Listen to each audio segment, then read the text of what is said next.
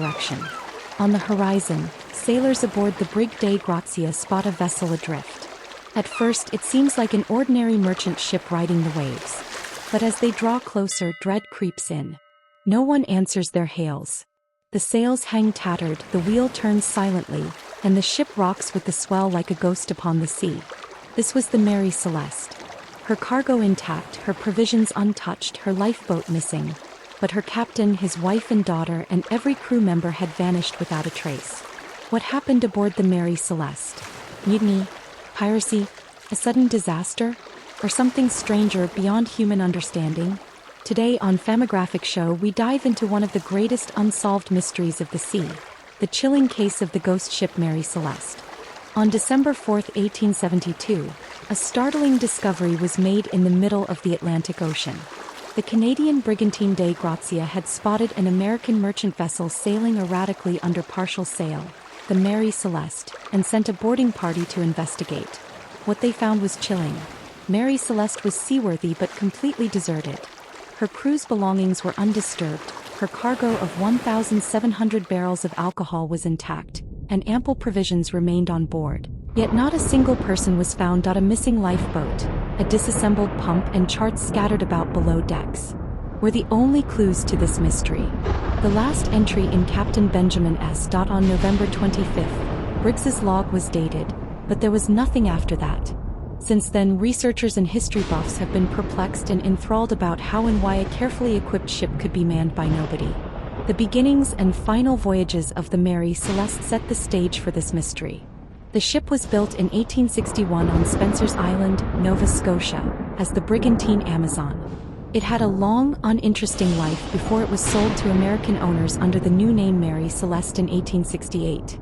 By late 1872 she had been refitted and lengthened to 103 feet, with 2 decks and greater cargo capacity. Captain Benjamin Spooner Briggs, a respected New England sailor, took command for the ship's first voyage after the refit, bound for Genoa, Italy. 1701 barrels of industrial denatured alcohol filled the ship's hold. Briggs, his wife Sarah, their 2-year-old daughter Sophia, and a carefully selected crew of 7 men were aboard. Briggs's young son Arthur had been left behind at home in Massachusetts with family. Photographs and paintings of the time show a handsome brigantine, but even this peaceful 1861 scene, a painting of the Amazon, later Mary Celeste, entering Marseille, belies the storm of mysteries that would follow. On November 7, 1872, Captain Briggs took his ship out of New York Harbor and headed northeast into a violent crossing of the Atlantic. For 2 weeks the brigantine fought heavy weather, enduring pounding waves and gale-force winds. On November 25th, the final entry in the ship's log, Briggs recorded that the Mary Celeste was approximately 6 nautical miles from Santa Maria Island in the Azores. The log noted that they had just weathered a violent storm and were closing on port under partial sail. However, after that entry, Mary Celeste's logbook remained silent, with no further entries. There were 9 days of darkness and emptiness left to explain. The Dei Gratia crew, led by David Reed Morehouse and sailing approximately 400 miles east of the Azores, noticed a ship coming toward them on December 4th, or according to some accounts, December 5th. Mary Celeste was under Morehouse's command. The ship moved slowly in the gentle swell of the ocean currents despite not having any sails up. When Morehouse and his mate Oliver DeVoe boarded the ghostly vessel, they found its decks eerily deserted. The main hatch covers were secured. The rigging was in place. The ship was apparently perfectly navigable, but every person had vanished. The only sign of anything amiss was a 6-month supply of provisions still untouched and supplies lying about in a haphazard fashion. Later, DeVoe shared his account of the scene, which included a disassembled bilge pump, personal belongings left where they were, and scattered navigational charts. Perhaps most haunting of all, the main lifeboat was gone. 3.5 feet of water sloshed in the hold. A substantial leak, but not one that would doom the ship, and 6 of the alcohol barrels had leaked. The maps and instruments were missing from the captain's cabin, but the neatly stowed galley and ample supplies of food and water suggested that there had not been a fight elsewhere. The evidence was that whoever left did so methodically, taking just one small boat and doing so very quickly. No voice greeted the boarding party, no cries, no footsteps, no sign of life at all. Only the creaking timbers and the distant cry of gulls broke the silence. "You may imagine," wrote one report, "the weird feeling of standing alone on a ship whose very name would soon become synonymous with mystery." Captain Morehouse immediately turned his ship toward Gibraltar, some 800 miles to the east, as required by maritime law for salvage. But the story was far from over. Back in Gibraltar, a British Vice-Admiralty court conducted a salvage hearing that would attempt to untangle the puzzle. Attorney General Frederick Solly Flood, presiding over the inquiry, was suspicious from the start. Why had the Dei Gratia found the Mary Celeste precisely where it did? Why was her captain absent along with his 7 crew and family? The hearings stretched from December 1872 into the next year. Witnesses were summoned, evidence was examined, and even a body on board, once thought to be blood, was subjected to chemical analysis. Testimonies by Morehouse and DeVoe initially convinced Flood that foul play must be involved. At the time, the British press speculated about pirates, mutiny, and drunken rage. As one newspaper put it, "The inference is that there has been foul play somewhere and that alcohol is at the bottom of it." However, Mary Celeste provided only a few clues throughout the hearings.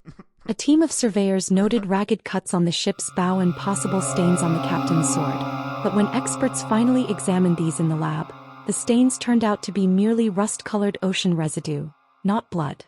The Board of Trade's report eventually concluded that the marks on the hull were consistent with natural wear, not a deliberate slash.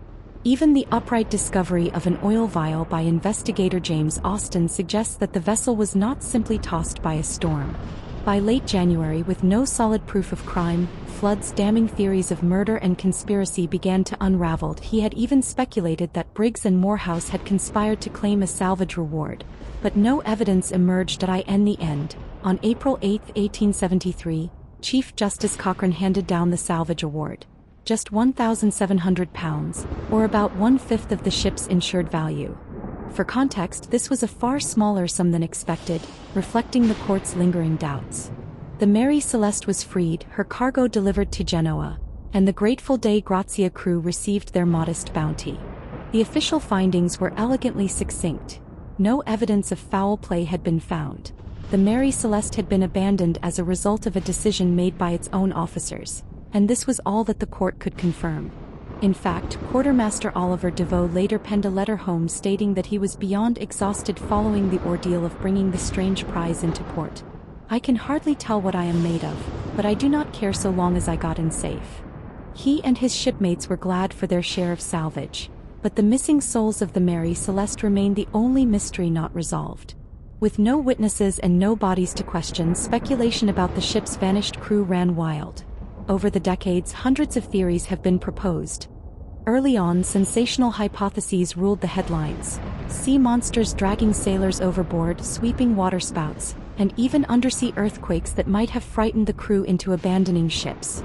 Other wild suggestions claimed the Briggs family had turned to piracy, mysterious criminals who deserted their own vessel to plunder other ships, or had mutinied after getting drunk on their precious alcohol cargo. The drama was further amplified by fiction. In 1884, Arthur Conan Doyle published J. Habakkuk Jeffson's Statement, a flagrant fabrication based on the legend of the Mary Celeste, sometimes referred to as Marie Celeste. A story that captivated the public's imagination. Doyle's vision of an enslaved man exacting revenge for the kidnapping of African children was hardly based on actual events. However, most speculative theories have been deemed either unlikely or impossible by historians and nautical experts.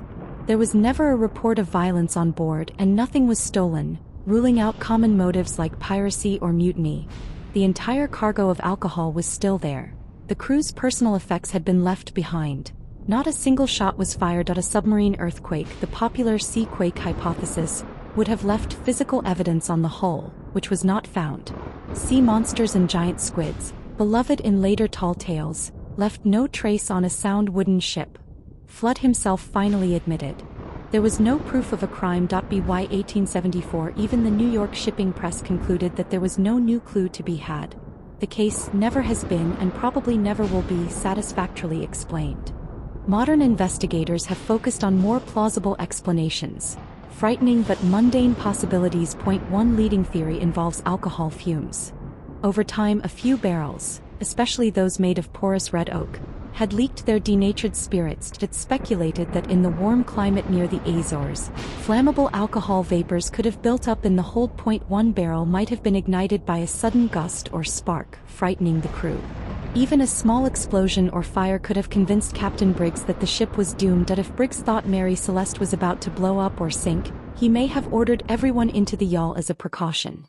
The makeshift sounding rod left on deck and the partially disassembled pump suggested he was already concerned about water in the hold. According to this scenario, the crew would have lowered the lifeboat into the sea. But crucially, the lifeboat was gone when the Dei Gratia arrived. The lifeboat could have been under tow or perhaps accidentally snagged on the ship and carried away. If suddenly a squall or rogue wave struck the yawl, it might have swamped or overturned, all 9 souls lost at sea without rescue. Since no one could ever return, this may explain why Mary Celeste remained afloat and appeared to have been abandoned.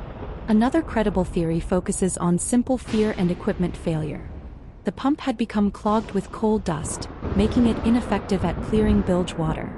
Coupled with what may have been bad reading on the sounding line, Captain Briggs could have been misled into thinking the ship was foundering even if it was not. If the captain believed the brigantine was sinking, abandoning ship with family in tow would have been a grim but logical choice. The Mary Celeste was already near land, only a few miles from Santa Maria Island when it was last logged, so evacuation might have seemed a safer bet. Neither conspiracy nor curses needed to explain the evidence, just a frightened crew, a small leak and malfunctioning gear. Through all the theories, one detail recurs. Mary Celeste was never truly abandoned in fact, after the Gibraltar hearings, the ship's odyssey continued. She was refitted and went back to commercial service under new owners. In October 1884 she passed into the hands of Boston merchant Wesley Gove. Gove, however, would meet the same mysterious fate as the ship itself. In 1885 he intentionally loaded the Mary Celeste with junk cargo, overinsured her and deliberately wrecked her on the reefs, off Haiti to claim insurance money. The scheme was uncovered, but this time there was no mystery about foul play. Gove's crime was exposed and he was denied the payout. Thus ended the career of Mary Celeste, which had begun with such normal merchant voyages and ended in the strangest of ways. Today, Mary Celeste is a legend. She has been called the most famous ghost ship of all time, and her story is retold in books, films and documentaries. The very name Mary Celeste conjures an image of empty decks and unanswered questions. Yet despite everything we have uncovered, the fateful hours after November 25, 1872, remain lost to history. That we do know this. The ship was found sound. The people were gone. We have forensic hints. The pump, the missing lifeboat, the intact cargo. But no eyewitnesses. All who sailed on her that day vanished without trace. The captain's log, the cargo manifest and the British court's findings. There are only clues, not conclusions. That history's last word on the Mary Celeste is that its mystery endures. More than 150 years have passed since Mary Celeste was found drifting in the Atlantic. Countless theories have been proposed: explosive alcohol fumes, rogue waves, mutiny, and even paranormal explanations. And yet, not even one fully explains why a seasoned captain, his young family, and a loyal crew would abandon a seaworthy ship in the middle of the ocean. The Mary Celeste remains more than just a ghost ship. It is a reminder of the ocean's unforgiving power, of how quickly certainty can dissolve into silence, and of the mysteries history refuses to surrender. Perhaps the truth sank with those missing souls. Or perhaps it still drifts, like Mary Celeste herself, just beyond the horizon. If you were Captain Briggs, would you have abandoned the ship, or stayed aboard? Let me know your thoughts in the comment section. This is the story of the ship that sailed without her people, and the mystery that may never die.